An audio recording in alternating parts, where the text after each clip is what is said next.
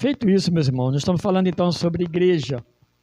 Os irmãos se lembram que a gente estava orientando que agora entraríamos numa fase que nós consideramos bem mais prática, é como se nós agora estivéssemos entrando na PIB Montemor, na sua forma de ensinar, como que ela vive, como que ela pratica as ordens, né, de Deus nas Escrituras, no Novo Testamento, como é que essa igreja se torna igreja dia a dia, o que que ela se baseia. Então hoje eu quero fazer esse tipo de introdução, eu até dividi uns pontos aqui que eu vou trabalhar agora nessa segunda parte, nessa segunda etapa.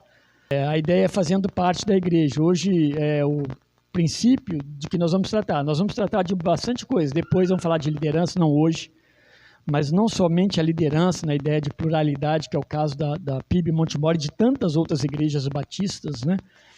Mas falar sobre presbitério propriamente, diáconos, a ideia de diáconos, tentar abrir o máximo possível para a gente ter pergunta a fazer. Aliás, eu oriento os irmãos, tendo essa proposta, anotem algumas perguntas aí, tragam papel ou anote no seu celular uma pergunta durante o que a gente vai falando.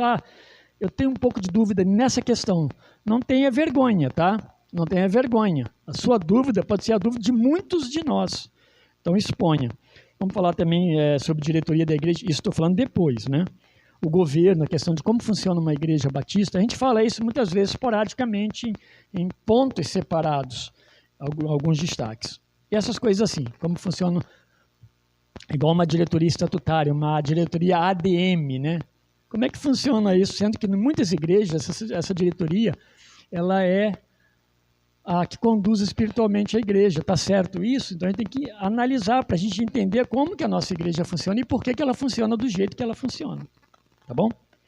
Então hoje, e depois também vamos ver sobre o culto, como que é o culto, né? Que nós entendemos uma ordem de culto, um formato de culto, de acordo com o Novo Testamento. As ordenanças, é muito importante nós fazermos isso à parte. Eu acho que vai nos ajudar quando tratamos ordenança de forma separada e disciplina também na igreja. A gente vai tratar separado, para que haja espaço para tirar dúvidas. Dentro desse escopo aqui, a gente pretende alcançar basicamente a vida da igreja.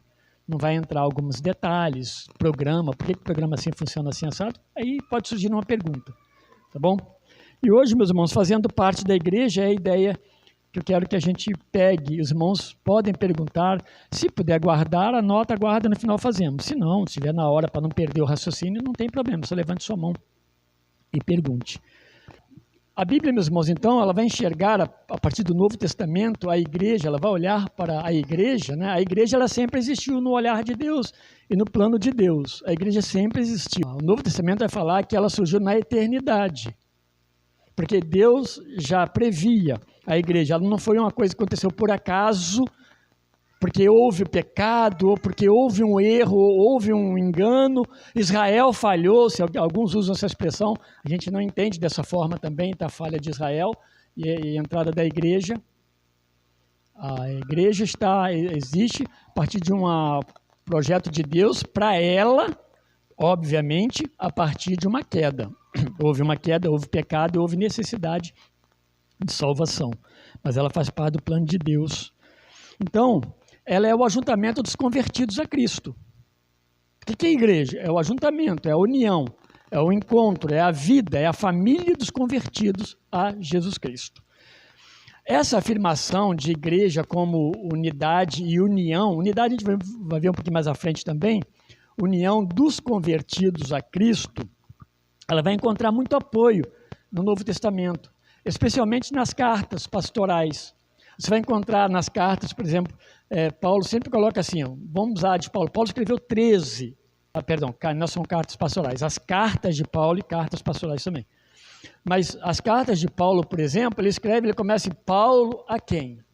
Paulo, por exemplo, se você pegar Romanos 1 e 7, ele fala, todos os que em Roma são amados de Deus e chamados para serem santos. Quem é chamado para ser santo? É aquele que é chamado para viver com Deus, na presença de Deus e sob a direção de Deus. A santidade não nasce em nós, ela nasce de Deus para nós. Ele vai falar aos Coríntios, capítulo 1, verso 2, a igreja de Deus que está em Corinto. Então é a igreja. No Novo Testamento isso aí é muito claro. Ele vai falar para os Gálatas, Paulo às igrejas da Galácia, no conjunto de igrejas naquela região da Galácia. Aos Efésios, ele vai dizer lá bem no versículo 1, né? No capítulo 1, versículo 1, ele vai dizer aos santos e fiéis em Cristo Jesus que estão em Éfeso. É só uma amostragem de que a Bíblia, ela olha para a igreja o tempo todo. A igreja é a união daqueles que servem a Cristo. Eles se ajuntam, eles não vivem cada um na sua casa. Isso tem que ficar muito claro para nós. E aí a gente olhando para textos como Atos 2, lá do 37 ao 47, nós não vamos ler, a gente vai ver lá sobre as primeiras conversões. Ali fecha com essa ideia, olha, Atos 2, é bem o princípio, é a primeira pregação de Pedro, ali em Jerusalém. E se convertem muitas pessoas, e eles se ajuntam, e ali já dão uma dica de como funcionava, com celebração da ceia do Senhor, a união da igreja, a ajuda mútua. E termina dizendo que Deus colocava na igreja, dia a dia, os que iam sendo salvos. Você pega um texto como Atos, capítulo 4, bem no comecinho, vai falar da igreja como uma só mente e um só coração.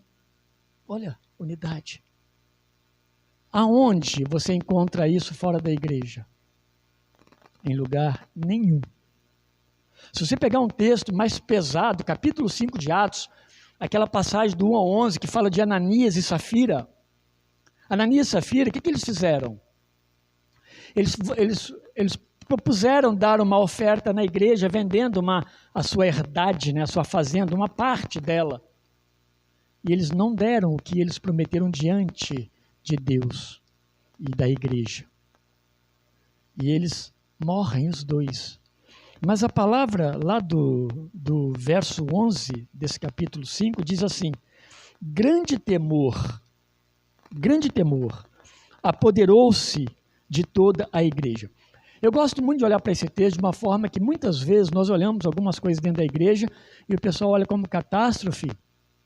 Vamos pensar, no nosso caso seria talvez uma disciplina mais rígida, biblicamente falando, tá? E as pessoas falam, mas puxa vida, coitado, né? A gente quer proteger as pessoas, às vezes, de forma errada. Ao invés de abraçá-la de fato e amá-las, dizendo, olha, porque nós o amamos, nós desejamos que você seja cuidado, seja tratado, se arrependa. Não. Às vezes não vamos receber do jeito que está. Aqui, a morte deles, por Deus, trouxe o quê? Temor diante de toda a igreja. O temor, né?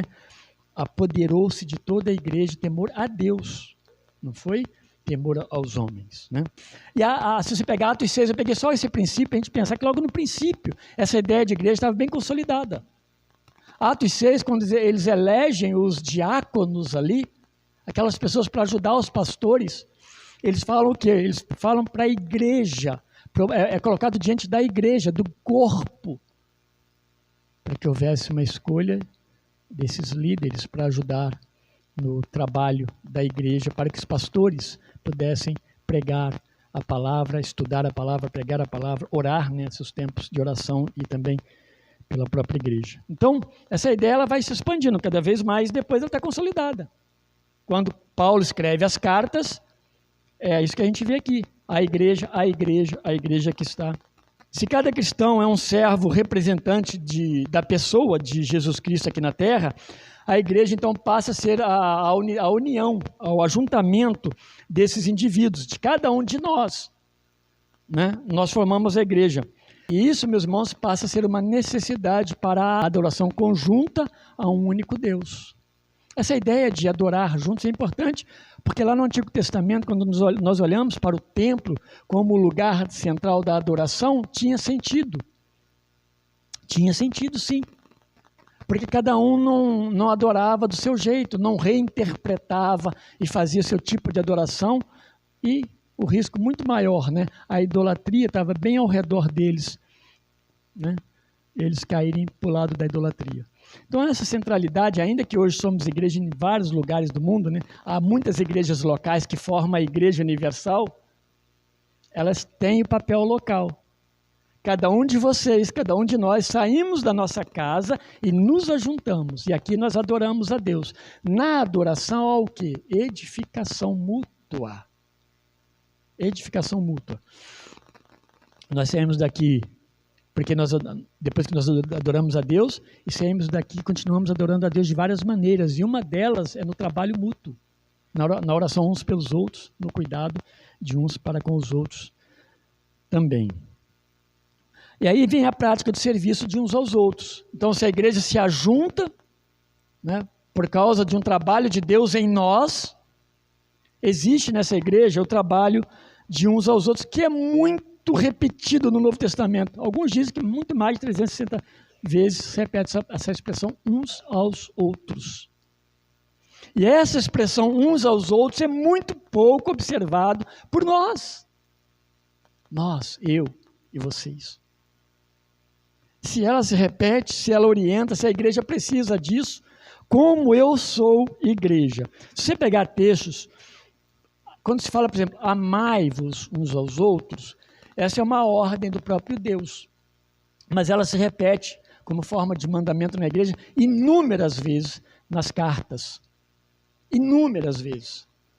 Mas, se pegar João, ele vai falar para os discípulos ali, vós os ameis uns aos outros. Se você pegar lá em João 13:34, 1 Pedro, lá na frente, 4:8, tende ardente amor uns para com os outros. Olha, uns aos outros. A igreja não é um grupo de pessoas que não se conhecem. Elas se conhecem. É uma família, literalmente. Como que nós nos chamamos uns aos outros? Irmãos, né? Irmãos. E por que nós somos irmãos? Nós temos vários pais? Não, um único Deus e Pai, Senhor. Quem morreu por nós? Foram vários Cristos? Não, somente Cristo. E quem habita em nós são muitos espíritos? Não, um único Espírito. Paulo vai desenvolver isso na carta aos Coríntios, capítulo 11, sobre essa questão de um único Deus, um único Senhor, né? Um único Cristo e um único Espírito. Ele vai dizer mais, lá em Efésios 4:32, sede uns para com os outros bons, benignos, misericordiosos, perdoando-vos uns aos outros. Olha que coisa maravilhosa. A igreja, então, ela perdoa uns aos outros. Se você não perdoar um ao outro, a gente não participa do perdão de Cristo sobre os nossos pecados. Ele fala isso na oração do capítulo 6 de Mateus. Está lá. Ele vai dizer em Tiago, por exemplo, já não é mais Paulo, Tiago vai dizer, confessai as vossas culpas uns aos outros e orai uns pelos outros. Ora, nós estamos vendo no nosso grupo de WhatsApp, nós estamos ligando para o outro, nós estamos falando quinta-feira aqui, vamos orar, meus irmãos, uns pelos outros. Uns aos outros. Gálatas, lá em Gálatas, Paulo diz, levai as cargas uns dos outros, e assim cumprirei a lei de Cristo. Não deixe seu irmão sozinho. O irmão precisa de você, da sua ajuda. Aí em Colossenses ele diz, suportando-vos uns aos outros, e perdoando-vos uns aos outros, se algum tiver queixa contra outro. Será por que essas coisas são repetidas aqui na Bíblia, hein? Será que é necessário? Eu vou terminar com Romanos 15:7. Recebei-vos uns aos outros. Se você pensar até nos discípulos, ele vai falar para os discípulos também lá no capítulo 14, eu li o 34, ele vai falar, mas já havia, além dos 12, um grupo de discípulos que já seguiam Jesus Cristo. Porque nos textos de João, ele vai enfatizar bem isso. Muitos creram, muitos creram. Então, quando chega em Atos, já existe um grupo de discípulos, além dos 12 que se tornaram os apóstolos. E lá diz, né, questão de lavar os pés, né? Vós deveis também lavar os pés uns dos outros. Esse negócio de lavar pé um do outro, É bem profundo, porque você precisa se encurvar diante do seu irmão, mas não em adoração. A Bíblia usa uma expressão interessante sobre essa questão de mim com relação ao meu irmão, que ele tem mais privilégio do que eu quando eu olhar para ele. Ele tem mais direitos, ele está mais do que eu. Deve ser mais honrado. Essa é uma forma de a gente lavar os pés uns dos outros, a gente cuidar, né, dos irmãos e saber que meu irmão é importante para mim. Dessa forma, então, a igreja passa a ser, por causa dos seus membros, o reino de Deus de uma forma obediente, em forma de obediência prática aqui na terra. Não vai haver comunidade como a igreja, senão somente a igreja do Senhor Jesus Cristo. Ela recebe a instrução de Deus e ela faz isso, ela evidencia isso através da adoração a Deus, que a gente fala que é a adoração vertical. Mas o que mais que ela faz então, por causa de que Deus a resgatou? Isso que nós acabamos de falar. Ela também serve uns aos outros na prática horizontal, na face da terra. Ela serve. Então ela recebe de Deus e ela serve. Não tem, a Bíblia ela não apresenta um crente que só recebe e enche. Ela fala, vocês percebem que isso na nossa vida, meus irmãos, é em todas as áreas? Nós recebemos de Deus e nós damos, seja começando na nossa casa, seja começando na nossa comunidade, seja estendendo na nossa comunidade e externamente. A igreja ela faz uma diferença enorme no mundo com relação à prática de exemplo de vida, ética, moral, prática social e, obviamente, o evangelho que transforma vidas. Importante, então, perceber que quando ali Jesus ele ora a Deus no capítulo 17 de João, do Evangelho de João, ele vai olhar para os discípulos, né, na sua oração, no seu pensamento, ele vai se dirigir aos discípulos, que, como eu disse, já não eram mais 12 apenas, mas com um olhar para todos os tempos da igreja. Jesus está orando ali para uma igreja, não só naquele tempo, mas ele está olhando como Deus vê, né? Deus não está preso ao século 21, mas a todos os tempos. A ideia de presente contínuo. Todos os crentes que estão em missão no mundo, Jesus está orando por eles naquele momento. E vai afirmar ali que eles, vocês, nós, ao longo do tempo, da história e nos nossos dias hoje, nós não fazemos mais parte, estamos em missão no mundo, mas não fazemos mais parte desse mundo, no aspecto do mundo que peca contra Deus, que luta contra Deus, que guerreia contra Deus. Não faz mais parte da sua forma de viver. Ele vai usar uma expressão, uma palavra interessante, porque o mundo os odeia. Para os discípulos ele fala assim, o mundo vos odeia. Mas está vivendo aonde? Neste mundo. Então a igreja é o mundo que a gente pode até olhar como particularizado do cuidado de Deus. Então quando o pastor pega as ovelhas e separa ela num lugar e fecha elas ali, cuida delas, ou quando elas saem, ele cuida delas em todo o tempo.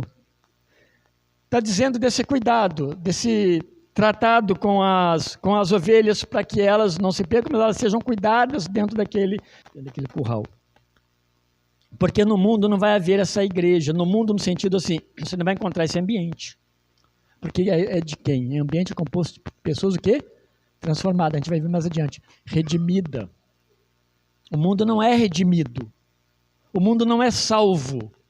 O mundo não ama Deus e ele nem quer Deus presente na sua forma de viver. Não pensem, não tentem afrouxar, amaciar, não tem esse negócio.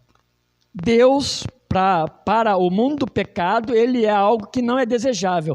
E alguém pode dizer, mas que bom que Deus existe, de uma forma ampla, sim. Mas que ele não venha a se meter na minha vida. Esse é o final. Porque aí ele vai fazer o quê? Você faz o que você quer fazer. A igreja faz o quê? O que Deus quer que nós façamos. Essa é a grande diferença. E se alguém não se enquadra nisso, está em pecado. Está em contrariedade na sua forma de viver, mesmo estando no corpo. Uma das maiores discussões nossa hoje, e às vezes até no presbitério nós discutimos, é questão de adultério, de separação, divórcio. De uma forma geral, a igreja está olhando para o divórcio, as igrejas estão olhando para o divórcio como uma coisa natural, normal. Desde que você se divorcie, vá lá no cartório, registre isso, está legalizado. Mas está certo diante de Deus? Foi isso que Jesus falou quando ele ensinou lá em Mateus 19? Não. Ele falou assim para os fariseus: ó, doutores, mestres, vocês estão olhando para vocês, para o que vocês tomaram como decisão e acham certo, mas não foi assim desde o princípio. Então, meus irmãos, isso tem que ser muito bem ensinado na igreja, aprendido pela igreja, senão a igreja se torna uma praticante dessas coisas. Então, há problemas, há situações assim? Sim, há. Essas pessoas deixaram de ser salvas? Não, não necessariamente. Porque outras coisas que pode apontar que elas não são salvas. Mas quando isso acontece, sempre é importante que aqueles que as praticam se arrependam diante de Deus pela prática, para que Deus possa, em paz, conduzir agora sim a sua nova vida. Esse deve ser o ensinamento quando isso acontece. E não pode ser uma prática corriqueira na igreja. Então eu dei só esse exemplo. Tá? Nós temos N exemplos que a igreja se diferencia do mundo. Por isso que é difícil. É muito difícil. É impossível? Não, né? É impossível, meus irmãos? Não é impossível. Porque Deus nos deu todas as diretrizes. E perdão eu voltar para a questão do divórcio que eu usei como exemplo. Quando ele se refere ao divórcio, por exemplo, ele não se refere como uma coisa, não, mas tudo bem, né, é tolerável, porque é aceito, né? Mas as pessoas estão vendo. Não, ele vai dizer o seguinte: é a dureza do seu coração, é a dureza do meu coração. Então nós somos pecadores e somos difíceis de tratar diante de Deus. Mas temos uma lei e temos um Deus que cuida de nós. Eu sempre oriento que daqui em diante nós não podemos mais ficar cometendo erros que nós cometemos no passado. Acabou. Não é verdade? Vamos servir o nosso Deus como Ele é e como Ele deve ser servido. Senão, meus irmãos, vamos fazer uma igreja paralela para servir a Cristo. E não pode. Não é verdade? E isso, em muitas áreas. Antes, no presbitério, uma das coisas que nós sugerimos, né, pensamos, possivelmente trazer alguns temas bem complexos. Não digo complexos, mas que são difíceis dentro da igreja hoje. E quando praticados, eles se caracterizam como pecado e afronta a Deus. Então a igreja precisa ser ensinada. Mais uma vez, e outra vez, e outra vez, para que ela não erre. Por que estou falando tudo isso? Porque isso aqui, meus irmãos, nós somos o corpo de Cristo. Aqui nós lemos aos santos que estão em Montemor, na primeira igreja batista. E agora deixa eu abrir um parênteses aqui. Não é para refrescar. Mas Deus, e aqui no caso de Paulo, por exemplo, ele não duvida da salvação, da sua salvação e da minha. Então, quando ele escreve aos Coríntios, ele vai falar de santos, fiéis, amados no Senhor. E aí você olha para a carta, cheio de problemas, cheio de orgulho, cheio de problemas de relacionamento, casamento. Não deixaram de ser amados, mas precisavam ser corrigidos para parar de práticas que são erradas diante de Deus. Então, meus irmãos, quando nós erramos diante de Deus, não é para nós fugirmos de Deus, igual Jonas, é para nós nos arrependermos e continuarmos na presença de Deus. Tá bom? Então vamos voltar para a ideia de igreja. Jesus, ele vai anunciar a igreja de uma forma um pré-anúncio da igreja lá em Mateus 18, ele vai falar da igreja, sobre esta pedra edificarei na minha igreja ali, ele vai usar essa expressão, e no verso 18, no capítulo 18, ele vai deixar bem claro que essa igreja está operando, quando ele se refere ao quê? A disciplina. Vai você, não deu certo, seu irmão continua ainda duro de coração, né? Vai, leva alguém, e mostra para ele, né, para ele se arrepender. Ah, mas não houve arrependimento? Leva para a igreja. Jesus usa essa expressão, que é a última instância. Então a igreja ela tem esse papel, né, de cuidar do corpo, que é o corpo de Cristo. Hebreus vai advertir o quê? Né? Não negligencie as reuniões da sua congregação. Como ele fala assim, alguns têm feito por costume. Aqui é negativo. Não deixe a reunião da sua congregação. Agora, meus irmãos, eu quero deixar o seguinte, nunca faça isso porque é uma prática religiosa sua. Faça, prática religiosa negativamente falando, né? Mas faça como uma prática realmente de adoração a Deus. Você entende que é a igreja. Isso vai ajudar muito. Paulo, então, vai chamar, entre tantos outros nomes que ele chama, ela vai chamar a igreja de quê? De corpo de Cristo. A igreja, então, é o corpo de Cristo. Que ele vai usar cada um de nós como seus membros em particular. Então, imagine o corpo de Cristo, o Cristo humano, né? O Cristo ser humano, é aquele corpo igual ao nosso. Mão, pé, nós somos partes desse corpo. E nesse sentido, a igreja é percebida como cristã. Ali tem uma igreja de Cristo. E ele vai usar em 1 Coríntios 12, 27, as seguintes palavras. Ora, vocês são o corpo de Cristo, e cada um de vocês, individualmente, é membro desse corpo. Ah, então, você é membro do corpo de Cristo. Então, quando a igreja o aceitou, se tornou membro do corpo de Cristo. Na verdade, quando Cristo chamou, e a igreja votou favorável que você faça parte desse corpo. A ideia aqui é uma ideia de unidade, de vida comum. Vida comum. Vida comum significa que exortação entra nesse aspecto. Orientação para viver entra. Não é isso que você faz com seu filho, que a sua família é menorzinha lá? Não é isso que você faz uns aos outros em casa? É isso que a igreja faz uns com os outros. Corrigir para o caminho de Deus. Dá para ver, meus irmãos, a implicação que isso traz? Paulo vai usar uma palavra bem apropriada para a nova situação de um convertido em relação a Deus, num sentido de senhor e de escravo. Ele vai falar sobre as marcas. Ele diz, porque eu trago no corpo as marcas de Jesus. E aqui, as marcas traz a ideia de um escravo marcado pelo seu senhor. Nós fomos marcados ou não? Sim, então fomos marcados. Ele nos salvou, nos deu vida novamente. Pensando que tudo isso, meus irmãos, vai nos levar de uma forma quase que direta a pensar nessa igreja como corpo e como ele é formado, então. Então, como que forma?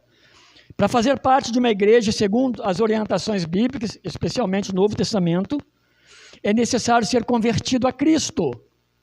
Esse é o ponto 1. Um processo imediato que envolve um chamado de Deus àqueles que espiritualmente estão mortos. Deus chama à vida os mortos espiritualmente. Efésios fala isso. Através de um operar regenerador de Deus. Deus chama e regenera, porque senão você não vai ter fé. Senão você não vai ouvir Deus, se Deus não agir favoravelmente. Então, no chamado de Deus, Ele está regenerando. É aquilo que Jesus falou para Nicodemos. Seja regenerado.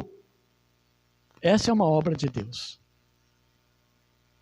E esse homem regenerado agora, que Deus chama, através do novo nascimento, Deus dá fé, e Deus promove nesse coração o desejo do arrependimento pelos seus pecados. Agora sim, ó Senhor, eu sei que eu pequei contra o Senhor. O Senhor é o Deus que está cuidando de mim. E eu pequei, e eu confesso os meus pecados, o abandono, o afastamento do Senhor. Eu preciso do Senhor, eu dependo do Senhor, perdoa os meus pecados. Então nós somos tornados justos, Então, não pelo que nós fazemos ou fizemos, mas pelo que Cristo fez ali na cruz. É obra de Deus, em nosso favor. Esse convertido, ele é discipulado, é um processo para que ele compreenda com clareza esse operar de Deus, como ele deve viver a vida cristã, à luz das Escrituras. Quem é Cristo? O que é que Cristo fez de fato? E como que vive a igreja? E aí então, meus irmãos, após ser discipulado, ele é submetido à aprovação da igreja sobre a sua fé sincera de servir a Cristo. A igreja o aprova, mas primeiramente a igreja o testa. Há uma profissão de fé, há um acompanhamento ao longo de dias, e a igreja observa. E essa é a profissão pública de fé em Cristo que nós chamamos. E é quando o convertido novo declara a sua pública profissão de fé em Cristo, e a igreja observa, observando, cuida desse novo membro. A igreja vai aprová-lo ou não, como apto para fazer parte do corpo. Comumente, a igreja aprova positivamente, porque depois que ela acompanhou, ela vai aprová-lo. Às vezes não. E às vezes a aprovação não é que ela não existe, ela existe a aprovação, porque a pessoa é salva. Às vezes há um tempo que a gente pede, orienta, olha, vamos aguardar, vamos acompanhar mais, alguns casos específicos, cada caso um caso. Ou há pessoas que não dão demonstração nenhuma de conversão. Então, não dá para fazer parte do corpo. Não dá para nós colocarmos aqueles que Deus não colocou, porque é Deus quem coloca primeiramente. E nós só consentimos através dessa avaliação. Percebe, então? Quando você fala de testemunho público, olha que Paulo fala para Timóteo, 6,12 na primeira carta. Corra a boa corrida da fé e ganhe a vida eterna, pois foi para essa vida que Deus o chamou, quando você deu o seu belo testemunho de fé na presença de muitas testemunhas. A igreja observou Timóteo, antes dele ir para o ministério pastoral. Observou ele não como pastor propriamente, porque depois vai ter imposição de mão sobre a cabeça dele na ordenação. Mas a igreja observou para ser membro do corpo. Teve avaliação. Então a igreja vai declarar nessa membro, provavelmente, ou não, né? Concluindo, tudo isso significa que todo esse processo, até se tornar membro do corpo de Cristo, que é a igreja, aponta para uma decisão consciente e das implicações também que ela traz junto consigo. A decisão que nós tomamos está atrelada a implicações como membro da igreja. A ideia, meus irmãos, muitas vezes errada, é a seguinte: eu quero Cristo, mas eu não quero servir a Cristo. Eu quero Cristo, mas eu não quero segui-lo. Então, essas coisas não batem. É como a gente fala, né? Não existe meia gravidez. Não é verdade?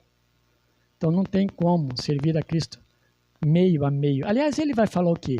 Né? Ou você vai servir mais a um do que a outro. Não tem jeito. Cristo não se divide. E ele diz isso aí.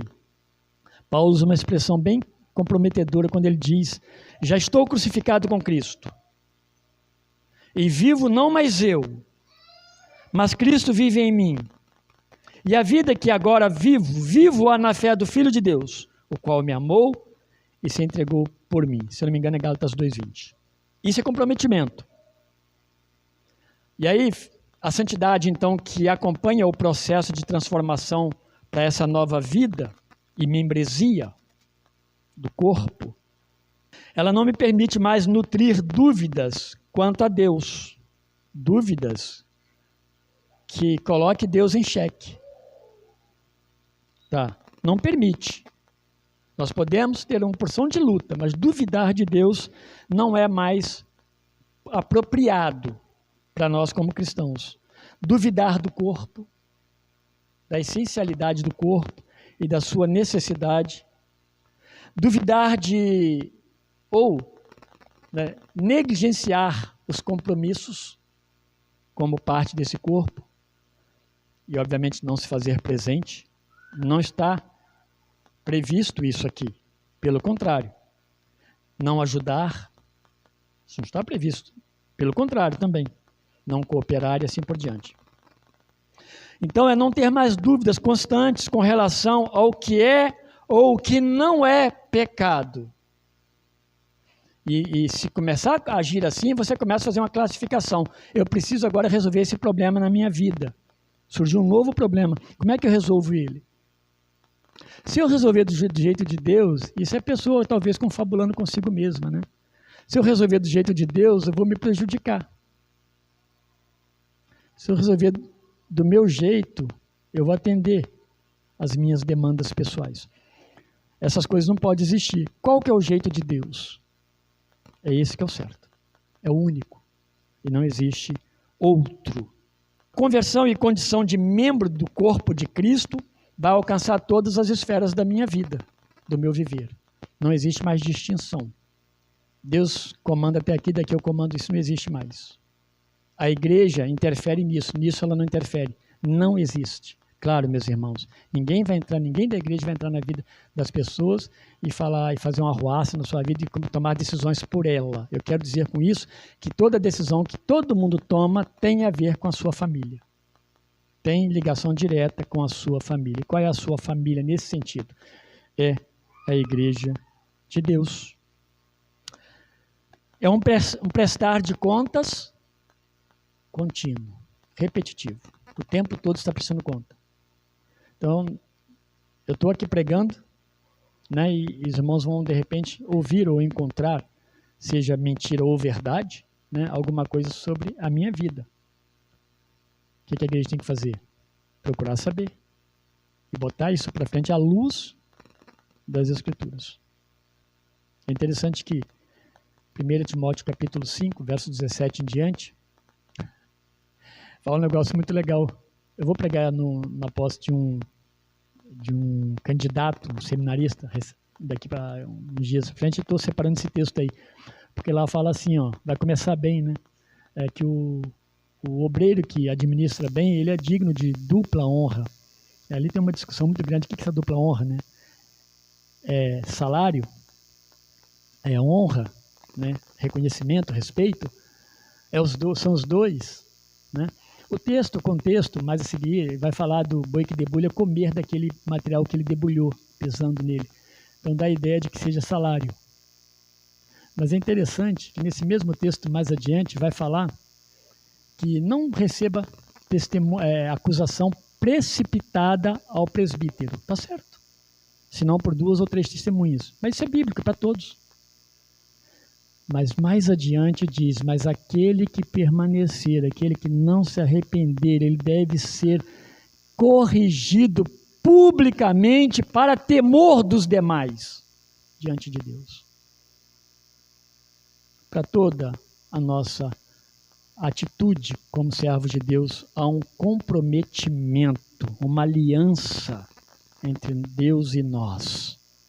Então, tem a nossa parte, sim. Quando nós erramos, há sofrimentos. Quando nós fazemos bem, estamos tão somente sendo obedientes a Deus. Não podemos esperar benefícios, além do que já recebemos. Mas nosso dever é corresponder a Deus conforme Deus espera. Tá bom, meus irmãos? Essa é a igreja. É assim que começa a igreja. A igreja começa desse jeito. Agora nós vamos entrar mais adiante nas questões bem práticas do nosso dia a dia. Nós entendemos como chega na igreja e essa sua responsabilidade como membro do corpo. Que isso ajude, meus irmãos, você, a ser mais consistente. O propósito aqui é encorajamento. É encorajamento da igreja, para que a igreja permaneça firme e fiel, não ao pastor, mas a quem? A Deus que a criou, que cuidou dela, que tem cuidado. Amém? Perguntas? Pois não. Plenamente, sim. A palavra desigrejado é uma palavra moderna. A expressão desigrejado, sem igreja, né? Ou a parte da igreja, mas crente. Os pastores de mídia, principalmente, nós ensinamos aqui, mas nós não ensinamos diretamente nas mídias. Os pastores de mídia, os bons pastores de mídias têm trabalhado isso de uma forma maravilhosa. Porque do mesmo tempo que surgem aqueles desigrejados, não vai surgir um pastor que vai tratar o desigrejado como alguém que... Vai surgir, sim. Nós vemos, mas é muito pouco. Mas tudo bem, né? Você no seu cantinho, fique bem lá. O importante é que você seja um crente. E o que acontece com o desigrejado? O desigrejado e o pastor que trata o desigrejado como parte do corpo é aquele mesmo pastor que dá a ceia para ele online, é aquele mesmo pastor que batiza o desigrejado online.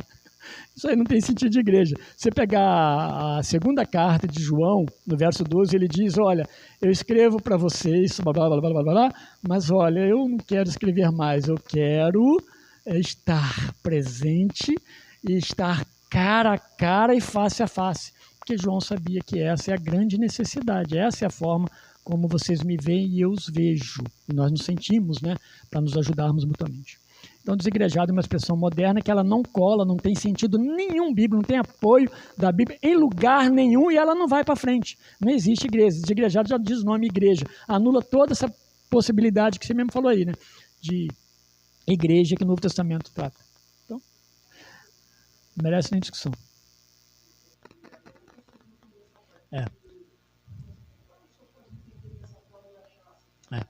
Chiquinho, ele está sendo bem esperto, muito bom, Chiquinho, porque ele está fazendo uma colocação ou uma pergunta, mas tentando atingir as necessidades básicas de fato da igreja. Uma das formas, isso aí mesmo, Chiquinho, mas uma das formas de a igreja resolver esse problema, sabe como que é, meus irmãos? É ensino. É ensino claro. Ensinou claramente, a igreja precisa trabalhar claramente na sua parte disciplinar. Não existe membro de igreja que está ausente, exceto, e aí a gente tem que ter esse bom senso. A igreja vai ter esse bom senso natural. O que impede alguém de estar no corpo? Uma doença? Uma dificuldade de fato? Às vezes a pessoa é idosa e não tem na família nenhum apoio. É difícil, às vezes, ela vir mesmo. A gente sabe como é que é difícil. Tá, tira as exceções que são mínimas. Qual é o outro problema? Talvez 90%, chutando um número aqui, eu decidi o que eu entendo por igreja e eu decidi que nós erramos quando. Tudo bem, eu estou falando erramos dentro de uma leitura que nós fizemos, dentro de um testemunho que a pessoa deu aqui publicamente. Mas foi uma leitura errada, possivelmente. E aquela pessoa, talvez, ela tenha mentido.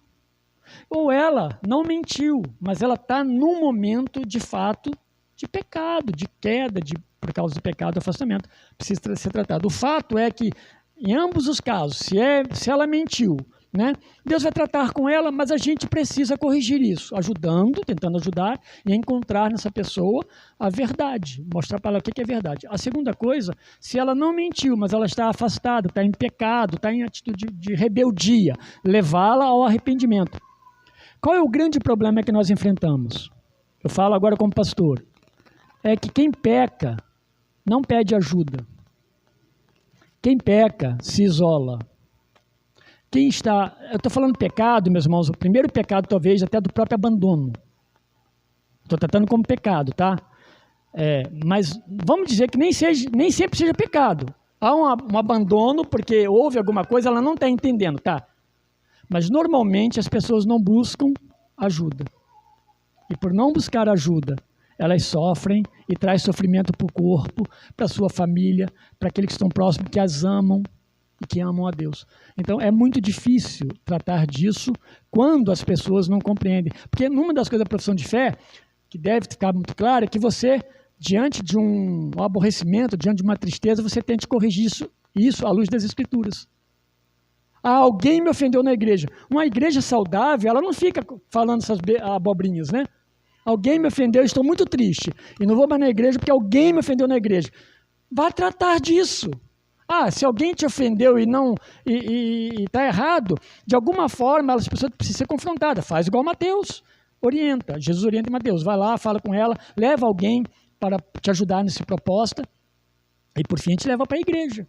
Há várias maneiras de se cuidar. Mas sempre, meus irmãos, a disciplina está atrelada ao desejo de que a pessoa seja sempre tratada e volte para o corpo, tá? Nunca a ideia é, não, vamos desligar e vamos afastar. Sempre tem que ser tratado para que ela venha. A maior dificuldade é você chegar até as pessoas. Porque se você não for atrás delas, se você não bater na porta delas e pedir para elas abrirem, por favor, precisamos falar com você. Elas não procuram e elas vão decidindo as suas vidas. Parte, e talvez a boa parte, tá? Existem aqueles que se arrependem e choram pelos seus pecados. eles têm condição de ser mais ajudados quando eles se arrependem. Porque aí sim a gente pode trabalhar com eles essa caminhada. Tá bom? Não é fácil. Sim, piorando. Sim. Esse trabalho, meus irmãos, de trazer as pessoas de volta é um trabalho de toda a igreja. Não é você chegar para o irmão, nossa, irmão, você está em falta, hein? Nossa, eu não te vi semana passada. Vocês percebem que dificilmente eu chego para alguém que está faltando na igreja. Se eu tiver de fazer isso, normalmente eu vou na casa. Mas aqui na igreja eu vou ficar assim, você faltou, por que você não veio? Eu até gosto quando as pessoas me falam. Às vezes, domingo igual esse, agora que é época de férias, né? Às vezes chove no meu celular, pastor, eu não vou, eu não sei o quê, pastor, eu estou viajando, pastor, não sei o quê. Ok, perfeito. É bom saber disso. Eu já tive oportunidade, essa semana mesmo, de orar por pessoas que estão viajando. Não são uma família só, várias viajando distante, né? Isso é bom. Mas a gente precisa entender que nós não somos fiscais na igreja. Nós somos pessoas que oram e ajudam. Por que você olha, você está bem? Você já sabe mais ou menos. Você está bem? Como eu posso te ajudar? Por outro lado, meus irmãos, nunca olhar para a igreja como um tribunal. Tem gente que já gosta de olhar para a igreja, né? Não, a igreja vive condenando. Aí as pessoas acabam se vitimizando. Se alguém fala para ela assim, olha, você não está precisando de cuidado, às vezes até com amor, você não está ausente, você não precisa de ajuda, não. Com amor, e a pessoa, mas eu não vou na igreja, porque a igreja vive tomando conta da minha vida. Não é essa a interpretação. A humildade nos faz ajoelhar e lavar os pés. Então, quando alguém me corrigir, no presbitério ontem, falado isso entre nós, né? Me ajudem naquilo que eu errar. Se eu pregar alguma coisa, se vocês perceberem que está errado, me ajudem. Olha que coisa maravilhosa. Então, um coração também pronto para receber ajuda. Ajuda bastante o corpo.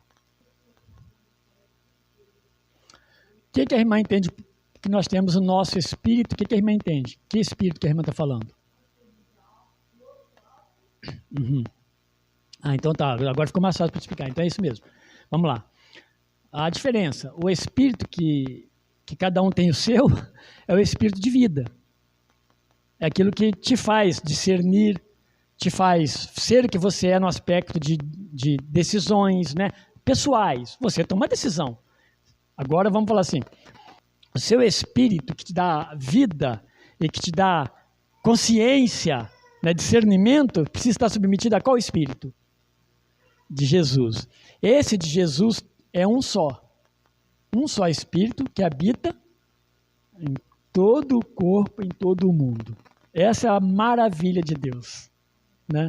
Que Ele consegue fazer essa coisa que nós não conseguimos. Tá bom, irmã Ed? Tá bom, meus irmãos? Vamos lá então, meus irmãos, tomar um cafezinho.